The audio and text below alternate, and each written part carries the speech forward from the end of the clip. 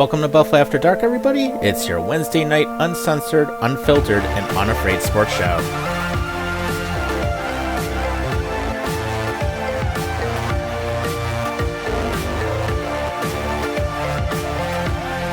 You still up? This episode of Buffalo After Dark starts now. Good evening, guys. This is your host, Bob Hansen, over here at Buffalo After Dark. I am going to be your host for the evening because Time is not here and he has some stuff to do and some commitments. And for the time being, I will be your host for the next hour. So if y'all want to come in and, call in for the show, whatever, I'm available for the night. And the number is 929-205-6099. So we're going to break this down into two parts. First half hour, we'll talk about hockey. Second half, we'll talk about football, just like we traditionally have done for the last 3 months or so. So I think with that said, let's begin. So we're going to kick off this episode tonight with, obviously, you can't go into the weekend without mentioning so much about Ryan Miller. Ryan Miller is obviously a legendary goalie for the Buffalo Sabres, and he is getting his number 30 jersey retired tomorrow. So it's going to be a traditional, time of year where, not traditionally, but it's very frequent, because I think the last time the Sabres honored somebody to go into the Hall of Fame was Dominic Hasek, and his number 39 is up in the rafters. And I think tomorrow they're going to honor Ryan Miller and put him right next to Dominic Hasek. Now, I think I'm actually looking forward to it. I don't really know about what's going to happen here from here on out as far as game production wise or anything like that. But it's just the overall matter that Ryan Miller's legacy will last forever in Buffalo for sure. He's won no cups, which is unfortunate, but he's done so much. I think he has the most amount of wins by a Sabres goaltender, most amount of minutes played by a Sabres goaltender, even over Hasek. And he's also the highest winning goaltender in American goalies among the Sabres. And he's done so much within the community in Buffalo for so many years. And he spent 11, 12 years in Buffalo for sure. He's made a huge impact on my life personally, because when Ryan Miller first came up, I was about 12 going on 13. So mostly 13 years old was around the time that I got to really see him live. I mean, when he was in the AHL, he was usually called up once in a blue moon, kind of like right now with Ukko-Pekka Luukkonen, where he gets called up and then gets sent back down. He gets called up and gets sent back down. So Ryan Miller was in the same situation at the time.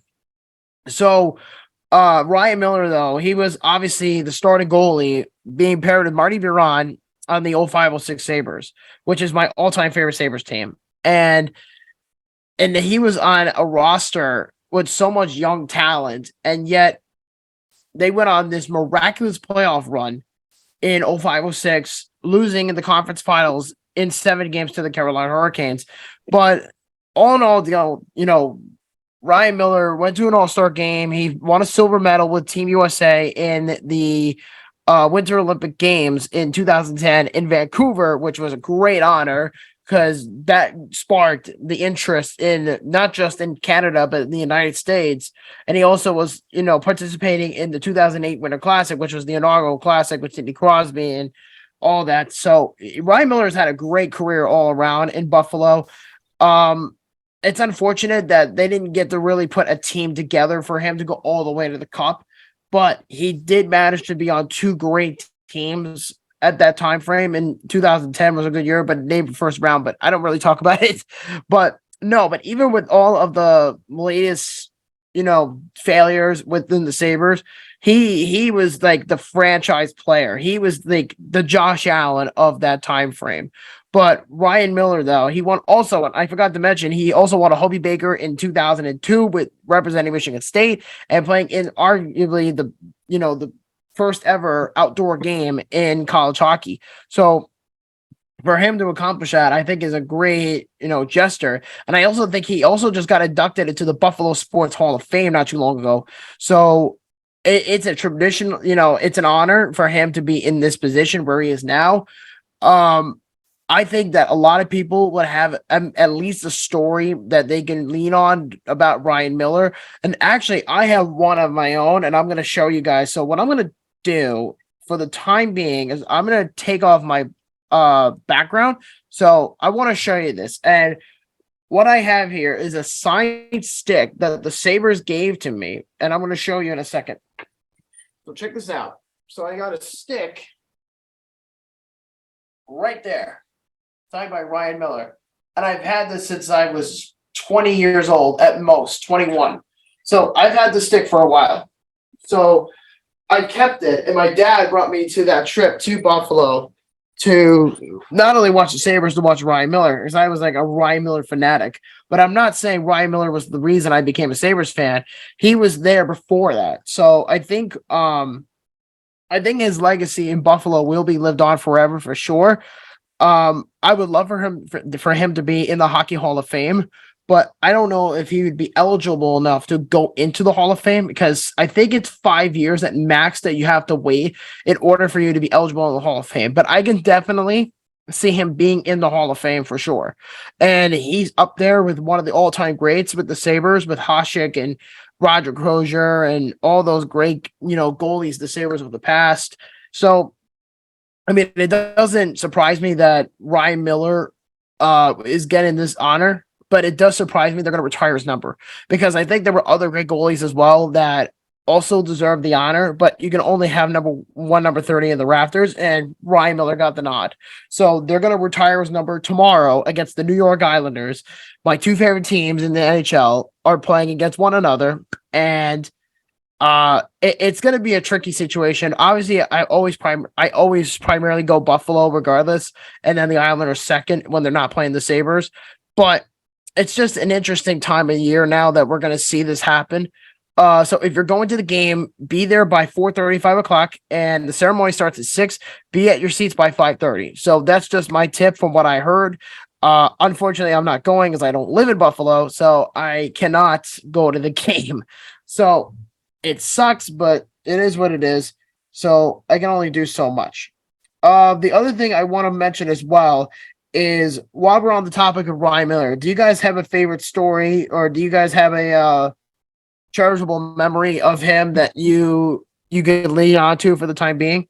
Because I'm sure a lot of people do, and like I mentioned earlier, have great stories to tell, or they've had an accidental meet and greet or anything like that. And I'm sure a lot of people in the area would appreciate that very much so, because again, Ryan Miller was my favorite player growing up, and I was a young teenager when he started playing. I'm 30 years old now. So he retired when I was about maybe 28, 29. So it wasn't that long ago that he retired. But again, I think because of his reputation in Buffalo and the time that he served in Buffalo, I think it really made a huge impact on him. So, and a lot of people have said from within like the news media outlet there, because I do catch up on that once in a while, and they have said that he's going to be spending a lot of time in Buffalo, because I think his family has a house in Buffalo, and then they'll be traveling around quite frequently, around not only just in that area, but in like Vancouver and Anaheim and parts of Michigan, etc. But mostly Buffalo. They're going to spend the majority of their time.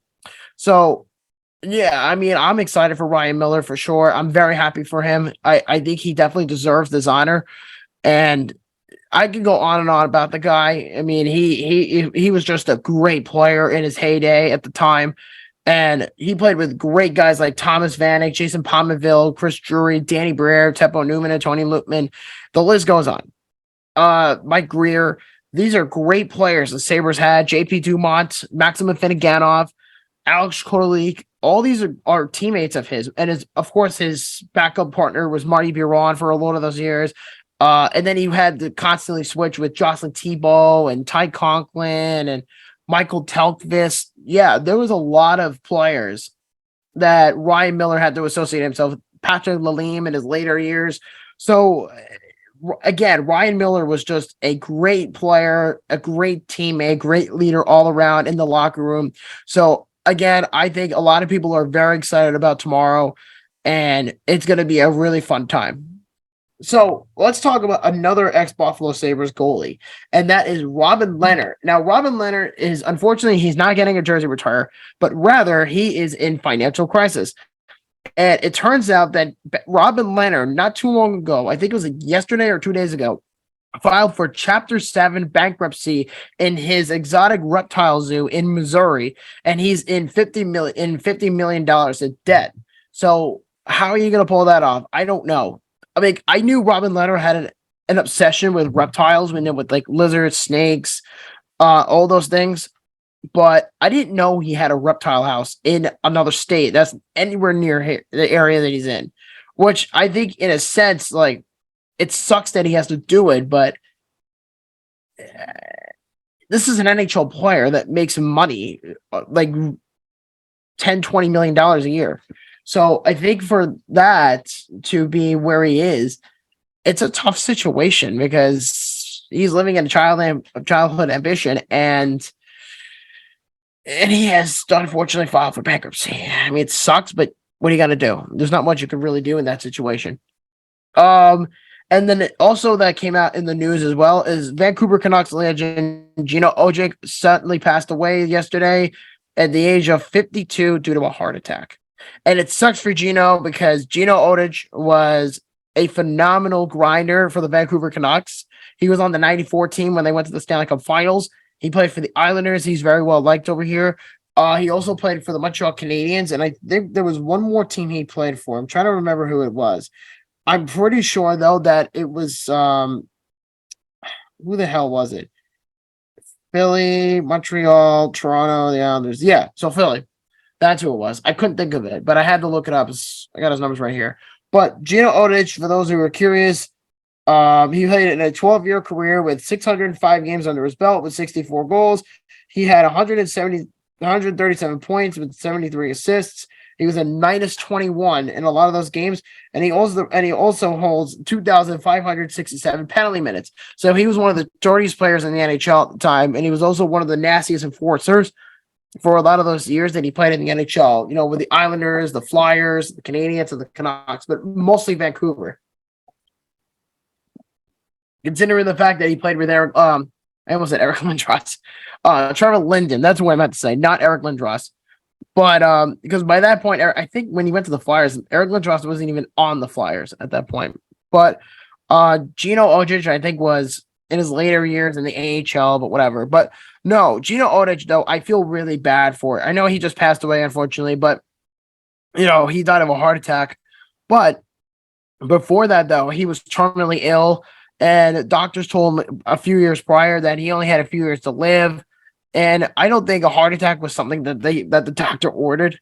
And I mean, I know it's just shitty joke, but I think honestly, it sucks to see him go, but he will definitely be remembered in Vancouver. He'll definitely be remembered in Long Island and in Montreal. I think he was also given the nickname the Algonquin Monster.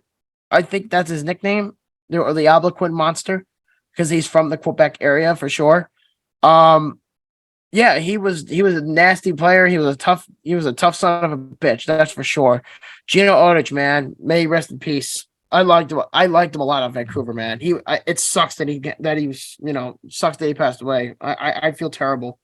But then again, you can't change the past, and it's unfortunate, but may he rest in peace. And I think he's the second Vancouver Canucks member from the 94 team that passed away, because the other one I could think of, unless somebody can correct me or whatever, outside of Gino, I would say the other one was Pat Quinn, the head coach. I'm pretty sure Pat Quinn was the head coach of the 94 Canucks when they went to the finals against the Rangers.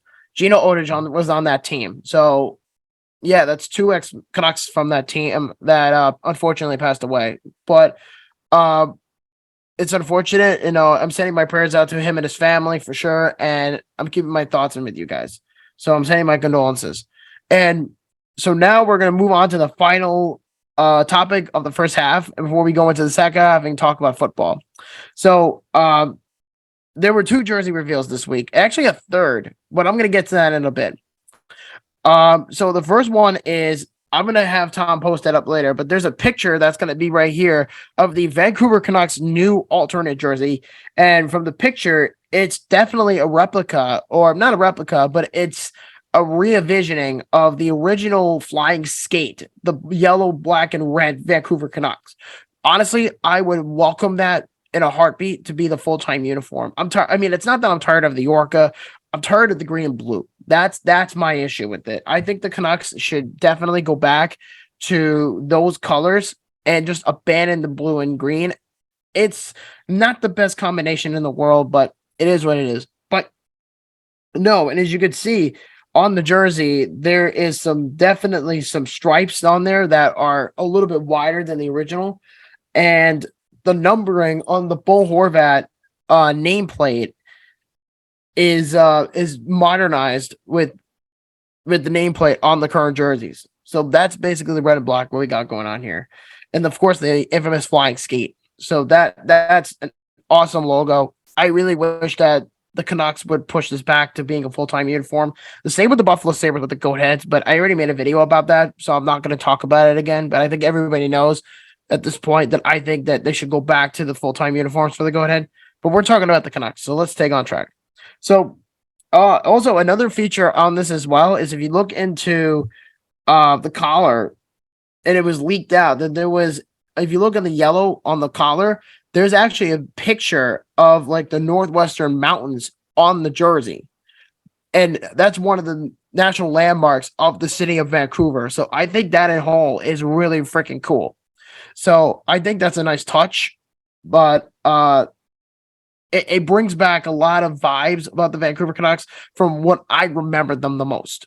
I mean, obviously in my later years, like when I was a kid, maybe like 5-6 years old, is when they switched from the flying skate to the Orca.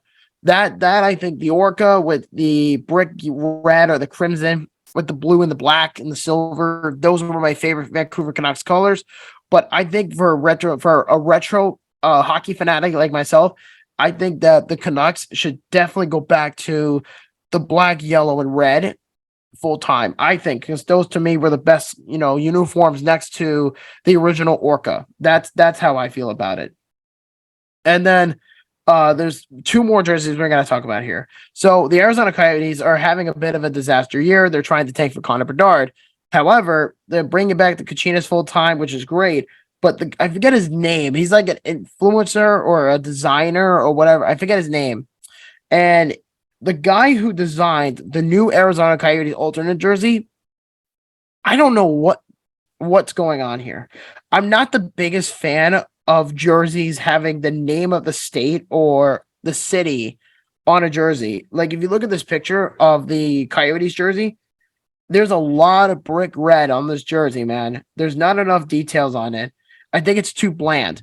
Like I noticed there were two differences with this jersey. It's kind of like what the Sabres did with that ugly mustard jersey they had all those years ago, but it's not the same category, but there are some differences. Like, for example, there's a picture of the captaincy. Even though the Coyotes don't have a captain, there's a picture of a half-cut moon on there to represent, I don't know, it's supposed to be the captain or what, but they don't have a captain, so it's like a half a moon or whatever it is. That's dope. And I think that's a great feature if they actually do that. And then the A, it's like an Atlanta Braves type wannabe. I don't know. It's very unique. I'm not a fan of it, really. I think it's too bland because it reminds me so much of the older burgundy colors of the Coyotes. Yeah. What's it called? The burgundy itself is there's a little too much on there. I wish there was a little bit of like silver or black on this jersey. And Tom just gave me the notification, and the guy who designed his name is Luigi Vilsenor. So Tom is actually going to get the picture for me right now as we speak. There it is. Yeah, so as you can see in the picture right here, there's too much burgundy in this color. I don't like it as much, and I'm not a fan of the whole Arizona thing on there. I'm not crazy about it. But the Kachina, though, on the bottom of the forearm and on the crest on the bottom, I like that a lot. So it's a decent design, but I don't know if I would say this is like a must buy by any means. I think it looks like something out of like college hockey. I'm not a fan of it. It's just, I don't know. I think if they put like the Kachina logo, I think that would be awesome in that color. I think that would add a little bit more spark, in my opinion, and then put Arizona on the top. I don't know. I'm not really sure how you would engrave it. I think it's just too plain. I mean, a lot of the jerseys that have come out in the last few years came out really freaking awesome, not just from the Coyotes, but from other teams across the NHL. like Vancouver, like I just said, Vancouver bringing back the Flying Skate. That's an amazing jersey. They should make that full time. The Buffalo Sabres with the goat head, they should bring that back as a full time jersey.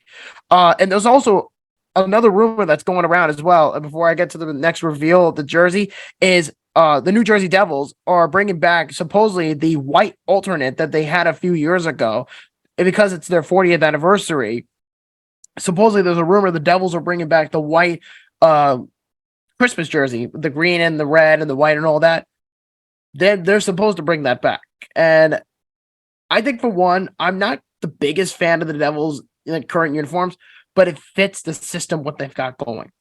It's just me personally. But I'm not a crazy fan of it. I prefer the older Devils jerseys from like the Reebok era. I like that jersey better. Or even going back to CCM or Coho. I love those jerseys with the red stripe and the black on the top, or on the bottom. I like that a lot. So the Devils jersey they've had for a few years now, I think at this point it's just time to move on, honestly. I would obviously keep the black and red because that fits their narrative and that fits their identity.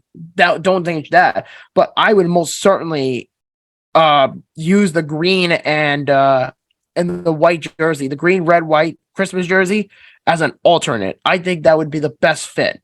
And then the other piece of news that also came out that I just twisted up in a second is, I don't know how many of you've heard this, because Ice Statics actually liked it on Twitter. And there's a guy, if I can, find it, and I heard it yesterday, is supposedly the Philadelphia Flyers are getting new jerseys, home and road jerseys next season. I'm not really sure what the jerseys are going to look like. But one thing I know for sure is the Flyers black alternate jersey is staying put. So anybody who's curious about those jerseys, they're staying put. That's for sure. But the Flyers are getting a new set of jerseys. They are abandoning the classic look, and they're going to go into something else. For one, I think if the Flyers are going to do anything regarding a revamp of their jerseys, I don't know if it's a new design or if it's a revamp, kind of like what some teams in the NHL have done in the most recent, like last 10, 15 years. I can see the Flyers bringing back the original 90s jerseys with the orange shading all around, and then the home jersey with orange and then the white, kind of like what the Flyers did a few years ago with the reverse retro, with like, it was like black and then there was some white in there as well, and they reversed the color. I think that jersey honestly would fit the best for the Flyers if they're going to revamp. But because what else are you going to really do with a black P with an orange dot on it? Seriously, what are you going to do with that? Because it's not like with like the New York Islanders, for example, where the Islanders have the classic look, which I don't think they're going to change it. Or yeah, they're not going to change it, I don't think. And you have a map of Long Island. It says Islanders with the NY on it. I think that alone is an interesting look. But I don't know. I don't know what the Flyers are going to do. I have no idea what Philly's ownership is going to do. So I think that with being said, it would be interesting what they do over the summer. I'm definitely going to be keeping my eyes open for the Flyers for sure on their New Jersey design, but we'll find out down the road. So bottom line, I don't like the new Coyotes alternate jersey. I love the new Vancouver alternate. The Devils bringing back the Christmas jersey, I think would be great. And I'm interested what the Flyers do with the new supposed color jersey design or whatever. But the logo will never change. That's for sure. It's been over a half a century now. So that's going to wrap it up for part one of the show. And we will be back in just a moment for part two. And we will talk about the NFL playoffs.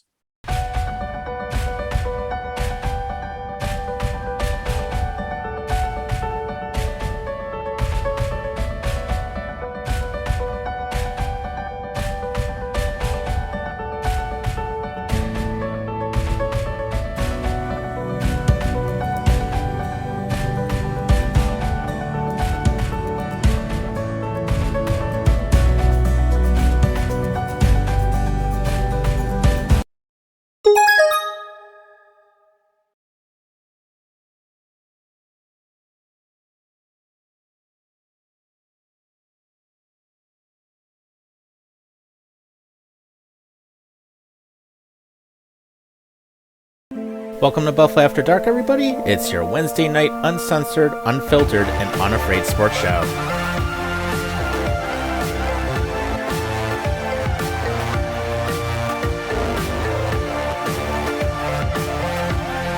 You still up? This episode of Buffalo After Dark starts now. Welcome back, everybody, to Buffalo After Dark. This is part 2 of tonight's episode that is being recorded on January 18th, 2023, as we speak. So I think it's being interesting said and done about the NFL playoffs. So there is a lot to talk about, and holy crap, where the hell do I begin with that? So we're going to do a review on the wild card prediction about if any of us were right or wrong. So with that, let's begin. So I said in my bracket that Buffalo was going to beat Miami. I did say in the video last week that don't take the Dolphins lightly. And they further proved my point. Just because Skylar Thompson was the starting quarterback doesn't mean that the Dolphins were not going to go in there and not put up a fight. And that's exactly what Miami did.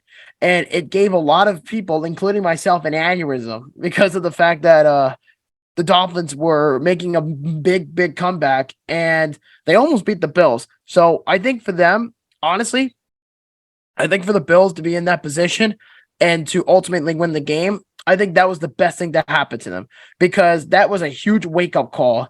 And they have a big matchup coming up next week against the Bengals, and they're going to need to win this game from here on out. If they want to win the Super Bowl, now is not the time to fuck around because you have to win these games on a consistent base. And I'm not saying blow out everybody because playoffs are, winning the Super Bowl is not easy by any means. But if the Bills want to take that next step and be the champions that everybody expects them to quote unquote be, they have to take their mistakes and learn and take accountability for it because there is way too many errors at this point. There were 3 turnovers by Josh Allen, one in the fumble in the third quarter, which got turned into a touchdown because the offensive line did not do their job, and Allen did a terrible job with protecting the ball.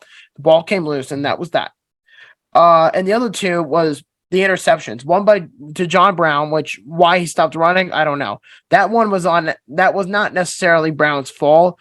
That was on Allen for sure. But the second one that was deflected off of Cole Beasley, that was definitely on Beasley because that was not on Allen. Allen threw it right into his chest, and Beasley's job as a receiver, especially being a slot receiver, he needs to do a better job of protecting the football. So I think with that being said, the Dolphins took an advantage of it and got to where they wanted to be at that point. Because at this point, every game and every drive and every snap count. So, yeah, they got through the pass of the jaws of the Dolphins, but they cannot play like that going forward. Because if you play like that, you are not winning shit this year. I'm telling you right now, you will not win the Super Bowl if you play like that. So, am I happy the Bills won? Yes, because good teams find ways to win. And people was like, well, the Bills are frauds, this and this and that. I'm not going to pay attention to it because at the end of the day, people have opinions and the media itself is very two-faced. Like one week they'll say, oh, the Bills are the best team in football. And then when they play like that, oh, they don't deserve to win the Super Bowl. I'm like, well, come on. It's the playoffs. It's the division rival. I mean, it's not like everybody said, well, the Ravens are going to get blown out by the Bengals, which game I'm going to get to next is the Bengals. They came out and they basically said we're the quote unquote the best team in the AFC, and if you want to get through us, you have to beat us, which there in theory is correct. However, the Ravens completely exposed the run game in Cincinnati's standpoint. The Bengals had a very hard time stopping Gus Edwards, they had a very hard time stopping J.K. Dobbins, and they had a very hard time beating Tyler Huntley. So I think with that, if it weren't for the fumble, which was recovered by Sam Hubbard and went for 98 yards and took the lead and ultimately win the game. I think if it weren't for that, Baltimore would have won. And the Ravens would have went to Kansas City and Jacksonville would have came to Buffalo. So that would have been the outcome. So the Bengals, they act like those high and mighty organization. And I mean, no disrespect to Cincinnati fans at all. They're a great organization. They've done a lot for Bills fans. But for right now, Joe Mixon, the last guy that should be talking, the least productive player on the offense because they're a pass team offense with Jamar Chase and T. Higgins and Tyler Boyd being your overlords. Joe Mixon does little to nothing. He's done nothing so far after the Super Bowl run. So it's just a coincidence that Joe Mixon is talking out of his ass and he's basically saying, you have to get through us. I mean, I understand he's their best running back, but it's like, Joe Mixon does little to nothing at this point. So, and teams are starting to figure out how to shut him down. But the big prize here, though, is you got to get to Joe Burrow. Joe Burrow is a great QB. He's no slouch. He's no Tua and he's no Skylar Thompson. But obviously Joe Burrow went to the fucking Super Bowl last year. They didn't win the Super Bowl, but he has the experience of going back. So if you want to take down Joe Burrow, you got to get to him early. The offensive line on Cincinnati side is completely banged up for sure. But that was even leading into the Ravens game. Alex Kappa got hurt. Jonah Williams dislocated his kneecap. He's out for the Bills game on Sunday. So the Bengals are already down 3 of their starters. Lael Collins tore his ACL. Alex Kappa broke his foot, I think, or he injured his ankle. And then a dislocated kneecap from Jonah Williams, which reporters were saying this was the same injury that he suffered in week 5 against the Ravens in Baltimore. So if Cincinnati advances, there's a chance he might play in the AFC Championship game. But if they don't advance, then Buffalo's going to have to take an advantage. Because I think based on the offensive line being completely shambled, the Bills are going to have to blitz, taking advantage of it. Because the Bills have to stop with these deep passing plays. Because Ken Dorsey, I know people don't like Ken Dorsey. I'm not a big fan of his either. Maybe in the first 2 games, yeah, we could say that. But after that, he's done absolutely nothing to help. All he kept saying was just get Allen to throw deep, deep, deep. And he abandons the run game. Again, Brian Daboll was in this situation last year against the Chiefs and against the Patriots. They stopped running the ball. They abandoned it. And again, Ken Dorsey is using the same shit Daboll used. And he's going over there and he's basically saying, we're going to abandon the run because we have Josh Allen. Why do we care? Like, that's not a good mentality. You want to have your quarterback staying in the pocket and making these passes, but you also don't want him running for his life. You want to be smart. And I think the Bills are aware of this. They have to play better football for sure. Receivers have to catch passes. Josh Allen has to, prevent turnovers. Defense has to step up, which, they played great, honestly, but the defense has got to step up. Everybody from that Miami game has got to have to step up because, again, the Bengals are no pushovers. And if they take an advantage of you, if you make a mistake, they're going to do it. So don't play this fuckery with anybody on Sunday. Please, by any means. So Bills Bengals is going to be a good game for sure. But the Ravens, though, they exposed the Bengals, run game, and this could be a key factor for Buffalo to beat Cincinnati. They have to be conservative, though. That's the big factor going into this. So, yeah, it's going to be a very good game on Sunday for sure. So the next one is the Jaguars and the Chiefs. It's funny because I actually predicted this to happen, but that's not what it looked like in the first half of the game on Sunday. Arguably the biggest choke job the Chargers have ever done. They went full Falcons here. So, Trevor Lawrence had 4 interceptions. He had 4 turnovers in the first half alone, and the Jaguars are getting killed, and it's 27-0 Chargers in the end of the first half. And it looked like the Chargers were going to go to Arrowhead and possibly put up a fight against Kansas City, but that turned out to be false because Jacksonville started to come back and it was 27-7 after the half. And then Jacksonville came back with another touchdown and then another touchdown and then another touchdown, then another touchdown, and then one more to tie it and then another to win it in a field goal to send the Chargers home. So altogether, the Chargers just, are now in the category of the 3rd biggest comeback in NFL history. So the Chargers were up by a big bunch, and then the Jaguars come right back and they beat the Chargers. Trevor Lawrence, I think, is also the first ever QB in NFL history to have 4+ turnovers and still win.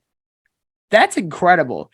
And you know what? I wouldn't be surprised if Jacksonville rides this momentum because if they're going to beat Kansas City, they can't play like they did in the first half of that game. I'm just saying. I understand it's a big moment in Jaguars history, but you cannot play like that against Patrick Mahomes. It's just very simple. You can't do that. Do I think the Jaguars can pull it off? Yes, I definitely think they can. But they got to work on the run game. They got to work on the passing game as well. They got to be conservative, just like Buffalo. The only difference is Jacksonville is on the road. And it's much, much tougher to win on the road as a road team than it is to be the home team. So I think Jacksonville could definitely pull it off against Kansas City.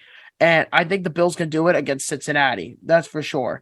But what the Chargers did was very special, a very special type of bad. Like you can't fix that. You can't sugarcoat this. This is a really, really bad, print at that point. Like this is a stamp on their franchise. And this is just from 6 years of being in LA, 3 years at SoFi Stadium. And the Chargers have already went full Chargers. And they blew it out of the playoff game. You can't do that. Like seriously, you can't do that in the playoffs. And the Chargers did it. And it got so bad that they fired Joe Lombardi, the offensive coordinator. He's out. And then Shane Day, the quarterback coach, he's out. But not Brandon Staley. Brandon Staley, the fucking jackass who decides, yeah, let's play Mike Williams a week before the playoffs and then injures him. And now he doesn't even get a chance to play in the playoffs because of Brandon Staley's own incompetence. That's how stupid this guy is. He can't modernize with the modern player. And you can't just simply say, listen, I'm going to rest my players. I'm going to rest Herbert. I'm going to rest Mike Williams. I'm going to rest Keenan Allen. And because of that, of his stubbornness, Mike Williams gets injured. And he could have been very helpful for them in that playoff game. And he completely was just non-existent at that point because, again, Brandon Staley is a fucking moron and he needs to be fired. But too bad because the Chargers are not going to get Sean Payton because they're too stubborn to fire Brandon Staley because they think he's a great coach. Dude, he just blew a 27-point lead in a playoff game. How would you even apply to that, to the point of no return whatsoever? I just don't understand that at all. And then going over to the NFC side, Dallas versus Tampa Bay. I picked Tampa to win that game, and boy, oh boy, did I pay the price for that. And Dallas went into Tampa Bay, washed up Tom Brady, beating up this poor Buccaneers offense with a poorly run Byron Leftwich and Todd Bowles being the coach. The Bucs are just a disaster, and they need to get their shit together because they're going to most likely lose Tom Brady in the offseason. Either if he goes to the Raiders or if he goes to like the Jets or the Dolphins, it don't matter. Because at this point, you have to really think, what do you do?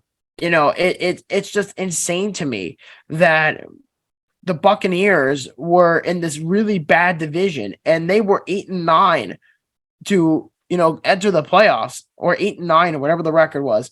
And this was arguably Brady's worst season ever. And it outright confirms it because Brady has not played this bad in 20 years. It's really that bad. And Tampa is now one and done because of a stubborn Tom Brady and a stubborn coaching staff in Tampa Bay. It just doesn't work anymore. So Tampa, getting knocked out by Dallas. Now everybody's going to want to see the rematch with the 49ers. It should be a good game. You know what? The Cowboys did their job. The Cowboys went in. Dak Prescott played the game of his life, and they finally got over the hump. They are no longer the Toronto Maple Leafs of the NFL, which is funny because now they have more playoff wins getting past the first round than the Toronto Maple Leafs. But anyway, Dallas Cowboys, they did their job. They did their part. Now they're going to go and to play the 49ers come Sunday night. It's going to be a good game for sure. Giants and Vikings. Oh, everybody said I was a moron, and everyone said that the Vikings were going to beat the Giants. Even my wife said the Vikings. And I'm just sitting there thinking Giants. And you're going to see how fraudulent Kirk Cousins is. And you're going to see how fraudulent the Vikings are.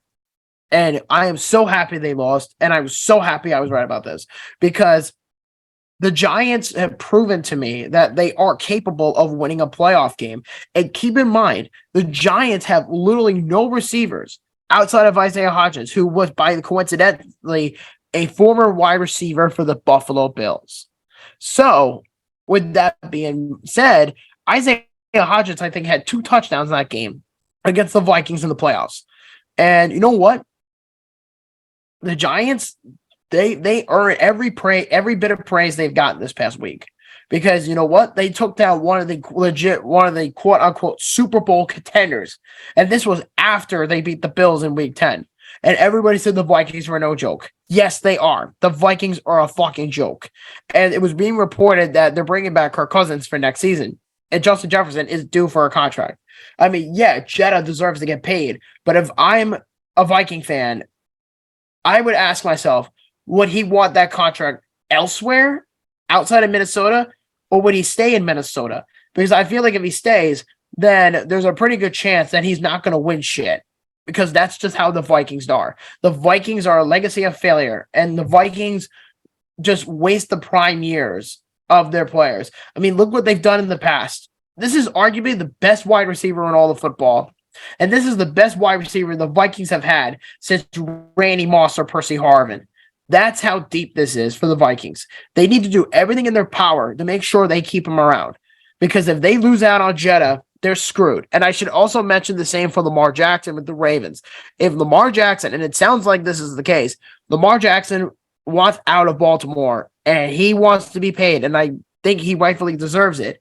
And he didn't, and obviously he's injured and he doesn't want to risk, injuring himself and then holding out for a contract or whatever. Lamar Jackson, now that the season's over, Lamar can now say, I can go wherever the fuck I want. Hey, even if the Ravens franchise tag him, they're going to trade him. I just feel like that's coming. But the Viking situation is very different with Justin Jefferson, because Jetta could very well be the best player they have in the next whatever years he's there. If he's there, I don't know. But Jetta, I think, they got Dalvin Cook and they got Justin Jefferson, of course, Kirk Cousins. But Kirk Cousins will not get you to the promised land for sure. And Jetta will just be wasting his prime in Minnesota if he stays there, especially with Cousins. Because Cousins is in his prime and whatever. And it's just a big ass agenda on Minnesota's mind. Unless they actually make legit changes to their roster, then I don't see the Vikings winning anything. So, kudos to the Giants. They did their part. And of course, the last game, and I must mention the 49ers. The 49ers played out of their fucking minds. Just like Miami and Buffalo, they kept the score very close. Seattle, they had life in the first half, and I genuinely thought Seattle was going to pull it off. And then they just collapsed in the second half. And the Vikings just came. I'm sorry, not the Vikings. The 49ers came back. Christian McCaffrey scored a touchdown. Deebo Samuel had a touchdown. Brock Purdy played great as good as ever. But can he prove his next step? The next step is his big test, and that's against the Dallas Cowboys. I know the 49ers are stacked, but is Brock Purdy good, or is the team around him good? That's going to be the factor. Because honestly, I would pick the 49ers to win this game.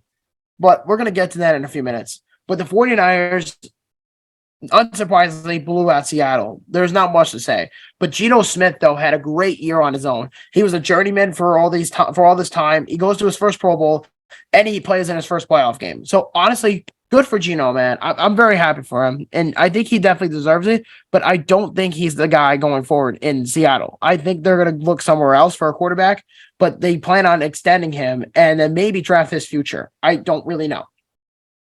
But I'm very, very happy for Gino. I think he definitely deserves it.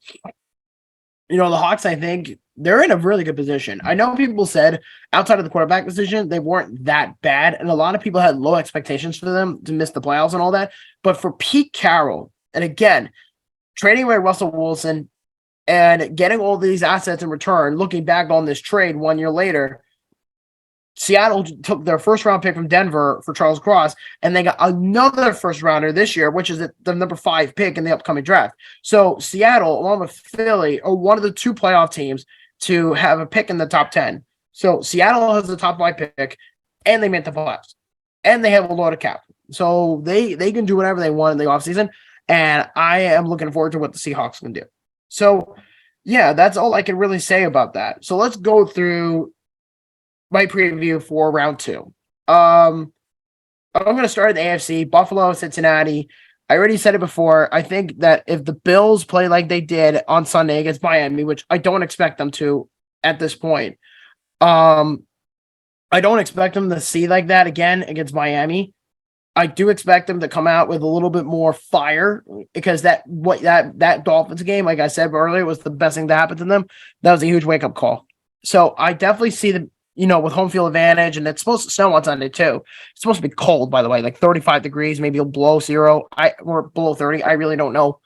But it's going to be very, very intense. And I can't wait for this game. This is one of the best games in the playoffs that's in the lineup right now. So Cincinnati, I think, is going to be coming in with a lot of pressure on them, because, Cincinnati has a point to prove, and they have to show that if they're going back to the Super Bowl, they have to beat Buffalo in Buffalo. It's not like last year, looking back, where Tennessee had the number 1 pick and the Bengals straight up beat the Titans. Because I kind of figured Tennessee was frauds, even from last year when they had the number 1 seed. I knew Tennessee were frauds. Tennessee, the Titans, they're frauds, and they didn't even make the playoffs, and it further proves it. But Cincinnati's legit, and obviously they went to the Super Bowl last year, knocking out Kansas City. So they are definitely one of the top dogs in the AFC for sure. But if the Bills are going to beat the Bengals, they have to get Joe Burrow really early, and they got to make him uncomfortable. They got to fix the run defense. They got to fix the Bills I'm talking about. They got to fix the run defense. They got to, get Joe Burrow pretty early. I mean, the presence of Von Miller not being there is very different, but I think if he were there, it would be a different game. But I think with that being said, I think Buffalo has this game in the bag. I think that, and I'm not going to say this is easy because Cincinnati is a 1-up from Miami. So I definitely think that it's going to be a lot closer than people expect.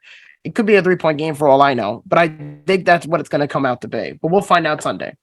So I'm taking the Bills. Jaguars Chiefs, that's on Saturday. Again, I said this earlier. I think Jacksonville, with the momentum they're riding, with the win over the Chargers, I think they can pull this off. I'm not even saying that because I'm favoritizing them over Kansas City. The Chiefs, they had a bye week, and they're not going to be as up to par as they were in like 2 weeks ago with the regular season.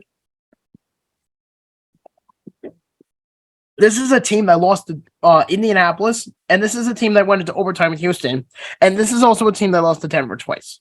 So, I'm sorry, they almost lost to Denver twice. Sorry.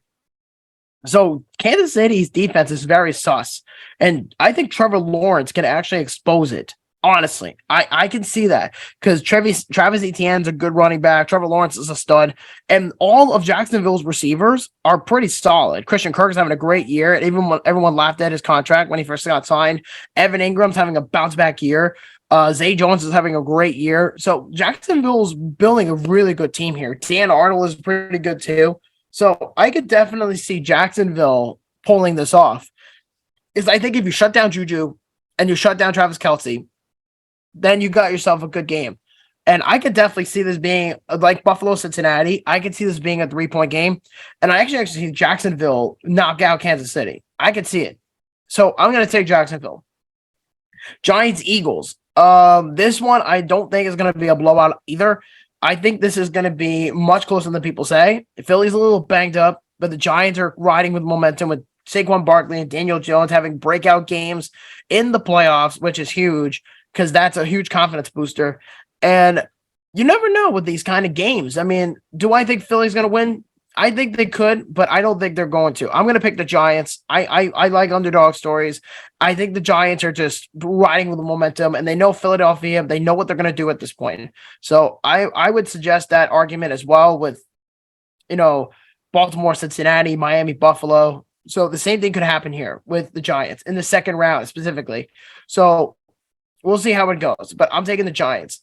And the last one is the 49ers and the Cowboys. Now, this is a rematch of last year's wild card game that took place in Dallas. This time, it's in San Francisco.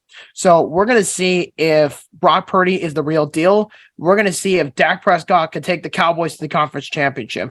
It's definitely going to be one of those games that I think a lot of people in America or in other countries like Canada, Europe, etc., are all going to be paying attention and are going to be like, this is Dallas's time to show what they can do. Because if Dallas gets past San Francisco, this would not surprise me. I could see them in the Super Bowl. But if they want to go to the Super Bowl, you have to beat San Francisco. The 49ers are on a 10-game win streak right now. They are just red hot. But with the weapons the 49ers have and Christian McCaffrey playing a great season since being traded, and then Deebo Samuel coming in, and then Brandon Ayuk coming in, and Brock Purdy being possibly looking like Dan Marino out here. No, it's just going to be a very good game. I think it's going to be one of those like headline games for sure. So I think with that being said, I'm going to take the 49ers in this situation. So my prediction is Jacksonville, Buffalo in the AFC, and then the NFC, I'm taking the Giants and the 49ers. So I could definitely see this happen. And Adam owes me something if the Giants make it to the conference championship, and that is an apology.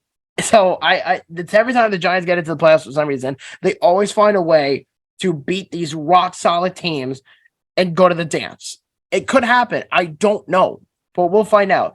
This could very well be the case. And kudos to Brian Dable, though. Before I go, Brian Dable was given lemons. He made lemonade with it because he's on a team with no wide receivers, has a great running back, and has a good quarterback that's starting to develop nicely in his system. So kudos to Daniel Jones, honestly. Kudos to Brian Dable for taking what he was given and working with it. So that's major props right there for sure. So that is going to be it for this week on Buffalo After Dark. Unfortunately, I didn't have anybody with me tonight.